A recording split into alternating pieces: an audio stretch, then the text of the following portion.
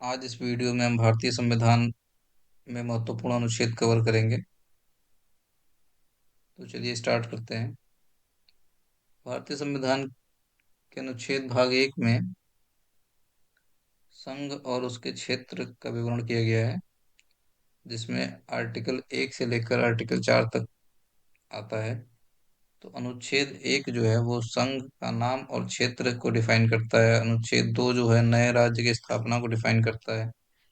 और अनुच्छेद 3 जो है नए राज्यों का गठन और मौजूदा राज्यों के क्षेत्रों, सीमाओं और नाम में परिवर्तन को डिफाइन करता है। नेक्स्ट है भाग 2, जो नागरिकता को डिफाइन करता है। भाग 2 में अनुच्छेद 5 से लेकर अनुच्छेद 11 तक आता है। अनुच्छेद 10 नागरिकता के अधिकारों को निरंतरता डिफाइन करता है। और अनुच्छेद 11 जो है संसद कानून द्वारा नागरिकता के अधिकार को विनियमित करने के लिए बताया गया है। नेक्स्ट है मौलिक अधिकार। मौलिक अधिकार भाग 3 में आता है। और भाग 3 में अनुच्छेद 12 से लेकर अनुच्छेद 35 तक होते हैं। तो जो इम्पोर्टेंट अनुच्छेद है इसमें वही हम डिफाइन करेंगे। तो अनुच्छेद 13 ये हमें बताता है मौलिक अधिकारों के साथ असंगत या उनका अपमान करने वाले कानून को। नेक्स्ट है अनुच्छेद 14, ये हमें कानून के समक्ष समानता के बारे में बताता है। अनुच्छेद 15 ये हमें नस्ल, जाति, धर्म या जन्म स्थान के आधार पर भेदभाव को निषेध के बारे में बताता है। नेक्स्ट है अनुच्छेद 16, ये सार्वजनिक रोजगार के मामलों में अवसर की समानता डिफाइन करता है। नेक्स्ट है अनुच्छेद 17, यह हमें अस्पृश्यता का उन्मूलन कानून के बारे में बताता है, जिसे अनटचेबिलिटी कहते हैं।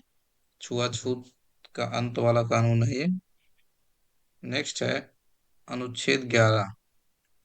अनुच्छेद 11 उपाधियों का उन्मूलन, इसके बारे में बताता है। अनुच्छेद 19 ये अभिव्यक्ति की स्वतंत्रता आदि के संबंध में कुछ अधिकारों का संरक्षण करता है। अनुच्छेद 19 एक का ए ये भाषण और अभिव्यक्ति की स्वतंत्रता देता है। मतलब हम अपनी स्पीच कहीं भी दे सकते हैं। कुछ लोगों के बारे में बताना है किसी को, तो वो हम अपना ग्रुप बनाकर बात कर सकते हैं कहीं। अनुच्छेद 19 एक बी ये शांतिपूर्वक और बिना हथियारों के इकट्ठा होने की स्वतंत्रता देता है। अनुच्छेद 1 सी अनुच्छेद 19 एक सी यह संघ या संघ बनाने की स्वतंत्रता देता है। अनुच्छेद 19 एक डी भारत के पूरे क्षेत्र में स्वतंत्र रूप से घूमने की स्वतंत्रता देता है। नेक्स्ट है अनुच्छेद 19 एक ई भारत के राज्य क्षेत्र के किसी भी भाग में निवास करने और बसने की स्वतंत्रता प्रदान करता है। अनुच्छेद 19 एक जी किसी भी पेशे का अभ्यास करने या कोई व्यवसाय, व्यापार या व्यवसाय करने की स्वतंत्रता प्रदान करता है। अनुच्छेद 21 जीवन और व्यक्तिगत स्वतंत्रता की सुरक्षा प्रदान करता है। अनुच्छेद 21 ए यह प्रारंभिक शिक्षा का अधिकार प्रदान करता है। नेक्स्ट है अनुच्छेद 23, यह मानव यातायात या जबरन श्रम निषेध को डिफाइन करता है। नेक्स्ट है अनुच्छेद 24, ये अनुच्छेद कारखानों आदि में बच्चों के रोजगार पर प्रतिबंध लगाता है। जो बच्चे 16 साल से कम उम्र के होते हैं उनके लिए ये। अनुच्छेद 25, अनुच्छेद 25 अंतरात्मा की स्वतंत्रता और धर्म के स्वतंत्र पेशे, अभ्यास और प्रचार की स्वतंत्रता प्रदान करता है। नेक्स्ट है अनुच्छेद 19। अनुच्छेद 19 अल्पसंख्यकों के हितों के रक्षा करता है। अनुच्छेद 30 अल्पसंख्यकों का शैक्षणिक संस्थानों की स्थापना और प्रशासन का अधिकार प्रदान करता है। नेक्स्ट है अनुच्छेद 32, ये बहुत इंपॉर्टेंट है। रिट सहित मौलिक अधिकारों को लागू करने के उपाय। और भीमराव अंबेडकर ने इसे संविधान के हृदय और आत्मा कहा था। ये पूछा जाता है डायरेक्टली ऐसे ही। नेक्स्ट है भाग चार, निदेशक सिद्धांत। भाग चार में directive principles of state policy आते हैं, जिसमें आर्टिकल 36 से लेकर आर्टिकल 51 तक कवर किया जाता है। तो इम्पोर्टेंट आर्टिकल इसमें हम देखेंगे। अनुच्छेद 38, ये लोगों के लोक कल्याण को बढ़ावा देने के लिए एक सामाजिक व्यवस्था को सुरक्षित करने के लिए राज्य द्वारा प्रदान किया जाता है। नेक्स्ट है अनुच्छेद 39A, समान न्याय और मुफ्त कानून सहायता प्रदान करता है। अनुच्छेद 40, ग्राम पंचायतों का गठन। अनुच्छेद 44, नागरिकों के लिए समान नागरिक संहिता। नेक्स्ट है अनुच्छेद 45, 6 वर्ष से कम आयु के बच्चों के लिए प्रारंभिक बाल्यावस्था देखभाल और शिक्षा का प्रावधान। अनुच्छेद 46, अनुसूचित जातियों, अनुसूचित जनजातियों और अन्य कमजोर वर्गों के लिए शैक्षिक और आर्थिक हितों को बढ़ावा देना। नेक्स्ट है अनुच्छेद 50, न्यायपालिका को कार्यपालिका से अलग करना, ये इंपॉर्टेंट है। नेक्स्ट है अनुच्छेद 51, अंतर्राष्ट्रीय शांति और सुरक्षा को बढ़ावा देना। भाग 4A, इसमें मौलिक कर्तव्य आता है। अनुच्छेद 51A मौलिक कर्तव्य को डिफाइन करता है। नेक्स्ट है भाग 5, जो संघ से रिलेटेड है। तो संघ में हमारे आर्टिकल 52 से लेकर 151 तक आते हैं। तो चलिए स्टार्ट करते हैं। अनुच्छेद 52, इसके द्वारा भारत का एक राष्ट्रपति होता है। अनुच्छेद 53, संघ की कार्यपालिका शक्ति इसके अंदर निहित होती है। अनुच्छेद 54, राष्ट्रपति का निर्वाचन डिफाइन करता है। अनुच्छेद 61, राष्ट्रपति पर महाभियोग चलाने की प्रक्रिया को डिफाइन करता है। अनुच्छेद 63, भारत का उपराष्ट्रपति होगा इसके द्वारा। अनुच्छेद 64, उपराष्ट्रपति का राज्यसभा का पदेन सभापति होना। अनुच्छेद 66, उपराष्ट्रपति का निर्वाचन डिफाइन करता है। अनुच्छेद 72, राष्ट्रपति की शक्ति द्वारा क्षमा आदि प्रदान करना और कुछ मामलों में सजा को निलंबित करना, कम करना, ये सब इसके अंदर आता है। नेक्स्ट है अनुच्छेद 74, राष्ट्रपति की सहायता और सलाह के लिए एक मंत्री परिषद का गठन। नेक्स्ट है अनुच्छेद 76, भारत के लिए महान न्यायवादी। नेक्स्ट है अनुच्छेद 78, राष्ट्रपति को सूचना देने आदि के संबंध में प्रधानमंत्री के कर्तव्य। नेक्स्ट है अनुच्छेद 85, संसद के सत्र, सत्रावसान और विघटन को डिफाइन करता है। नेक्स्ट है अनुच्छेद 100। अनुच्छेद जो 100 है, ये सदनों में मतदान, रिक्तियों और गण पूर्ति के होते हुए भी कार्य करने की शक्ति, सदनों की शक्ति को डिफाइन करता है। अनुच्छेद 108, यह कुछ मामलों में दोनों सदनों की संयुक्त बैठक को डिफाइन करता है, ये इंपॉर्टेंट है। नेक्स्ट है अनुच्छेद 109, ये धन विधेयक के संबंध में विशेष प्रक्रिया है। अनुच्छेद 110, धन विधेयक की परिभाषा को डिफाइन करता है। अनुच्छेद 112, वार्षिक वित्तीय विवरण, जो बजट है हमारे, ये अनुच्छेद 112 के तहत जारी किया जाता है। नेक्स्ट है अनुच्छेद 123, संसद के अवकाश के दौरान अध्यादेश जारी करने की राष्ट्रपति की शक्ति अनुच्छेद 123 में होती है। नेक्स्ट है अनुच्छेद 139, रिट जारी करने की शक्तियों का सर्वोच्च न्यायालय को प्रदान किया जाना इसके द्वारा किया जाता है। अनुच्छेद 141, सुप्रीम कोर्ट द्वारा घोषित कानून सभी अदालतों के लिए बाध्यकारी है। अनुच्छेद 143, ये इंपॉर्टेंट है, सर्वोच्च न्यायालय से परामर्श करने की शक्ति होती है राष्ट्रपति की, जो इसके द्वारा वो परामर्श ले सकते हैं। अनुच्छेद 148, भारत के नियंत्रक और महालेखा परीक्षक इसके द्वारा भारत में होते हैं। अनुच्छेद 149, नियंत्रक और महालेखा परीक्षक के कर्तव्य और शक्तियां निहित होती हैं इस अनुच्छेद में। अब आता है हमारा भाग 6, जो राज्य से संबंधित है। तो भाग 6 के कुछ इंपॉर्टेंट अनुच्छेद जो हम डिस्कस करेंगे इसमें। अनुच्छेद 155, जिसके द्वारा राज्यपाल की नियुक्ति होती है।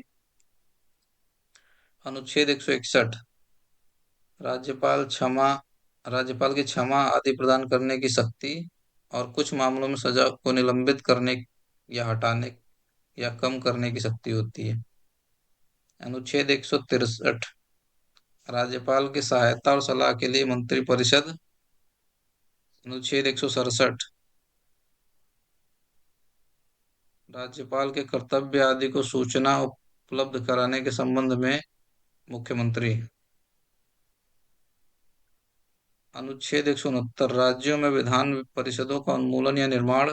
अनुच्छेद 198, धन विधेयकों के संबंध में विशेष प्रक्रिया। अनुच्छेद 201, राष्ट्रपति के विचार के लिए सुरक्षित विधेयक। अनुच्छेद 202, वार्षिक वित्तीय विवरण राज्य का। अनुच्छेद 224, अतिरिक्त और कार्यवाहक न्यायाधीशों की नियुक्ति। अनुच्छेद 224 ए, उच्च न्यायालयों की बैठक में सेवानिवृत्त न्यायाधीशों की नियुक्ति। अनुच्छेद 226, रिट जारी करने की उच्च न्यायालय की शक्ति। अब आता है भाग 8। भाग 8 में केंद्र शासित प्रदेश आते हैं, जो अनुच्छेद 239 के तहत केंद्र शासित प्रदेशों का प्रशासन डिफाइन किया जाता है। भाग 9, इसमें पंचायतें आती हैं। अनुच्छेद 243 बी, पंचायतों का गठन। अनुच्छेद 243 जी, पंचायतों की शक्तियां, अधिकार और जिम्मेदारियां। नेक्स्ट है भाग 11, जो केंद्र राज्य संबंध को डिफाइन करता है। अनुच्छेद 249, राष्ट्रीय हित में राज्य सूची में किसी मामले के संबंध में कानून बनाने की संसद की शक्ति। अनुच्छेद 257, कुछ मामलों में राज्य पर संघ का नियंत्रण। अनुच्छेद 262, अंतर्राज्यीय नदियों या नदी घाटियों के जल से संबंधित विवादों का न्याय निर्णय। नेक्स्ट है भाग 12। भाग 12 वित्त, संपत्ति, अनुबंध और छूट से संबंधित है। अनुच्छेद 266, भारत और राज्यों की समेकित निधि और सार्वजनिक खाते। अनुच्छेद 267, ये आकस्मिक निधि, इसके द्वारा आकस्मिक निधि डिफाइन की जाती है अनुच्छेद 267 के तहत। अनुच्छेद 275, संघ से कुछ राज्यों को अनुदान। अनुच्छेद 280 इंपॉर्टेंट है, वित्त आयोग। अनुच्छेद 300 ए, कानून के अधिकार के बिना व्यक्तियों को संपत्ति से वंचित नहीं किया जाना चाहिए। नेक्स्ट है भाग 14, संघ और राज्यों के अधीन सेवाएं।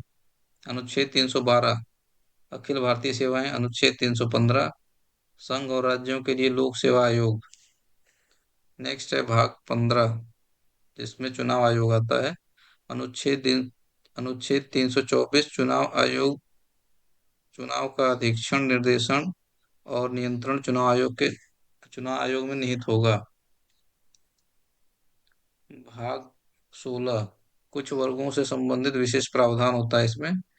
अनुच्छेद 335, सेवाओं और पदों पर अनुसूचित जाति और अनुसूचित जनजाति के दावे। अनुच्छेद 338, राष्ट्रीय अनुसूचित जाति आयोग को डिफाइन करता है। अनुच्छेद 338 ए, राष्ट्रीय आयोग अनुसूचित जनजाति। अनुच्छेद 40, ये पिछड़े वर्गों के लिए स्थिति की जांच और उनकी नियुक्ति के लिए एक आयोग है। नेक्स्ट है भाग 17। भाग 17 में राजभाषाएं आती हैं। अनुच्छेद 343, संघ की राजभाषा को डिफाइन करता है। नेक्स्ट है भाग 18। भाग 18 में इमरजेंसी का प्रावधान है, आपातकालीन प्रावधान इसमें किया गया है। तो आप जो इमरजेंसी है 352 से लेकर 360 अनुच्छेद तक होती है। अनुच्छेद 352 आपातकाल की घोषणा, राष्ट्रीय आपातकाल को डिफाइन करता है। अनुच्छेद 356, राज्यों में संवैधानिक तंत्र की विफलता के मामलों में प्रावधान, राष्ट्रपति शासन द्वारा, जिसको राष्ट्रपति शासन बोलते हैं। और नेक्स्ट है वित्तीय आपातकाल, जो अनुच्छेद 360 के द्वारा लगाया जाता है। वित्तीय आपातकाल, जैसे भारत में कभी वित्त का आपात आए, उस मामलों में ये लगाया जाएगा। तो नेक्स्ट है भाग 19। भाग 19 में अनुच्छेद 365 आता है। संघ द्वारा दिए गए निर्देशों का पालन करने या उन्हें प्रभावी करने में विफलता का प्रभाव। नेक्स्ट है अनुच्छेद 20। अनुच्छेद 20 में अनु सॉरी, नेक्स्ट है भाग 20, संविधान का संशोधन। संविधान संशोधन अनुच्छेद 368 के तहत संविधान और उसके लिए प्रक्रिया में संशोधन करने की संसद की शक्ति होती है। ये इम्पोर्टेंट है। तो ये कुछ भारतीय संविधान के इम्पोर्टेंट अनुच्छेद डिस्कस किए हमने इस वीडियो में। वीडियो कैसा लगा आप लोग कमेंट करके जरूर बताएं। अच्छा लगा हो तो शेयर करें।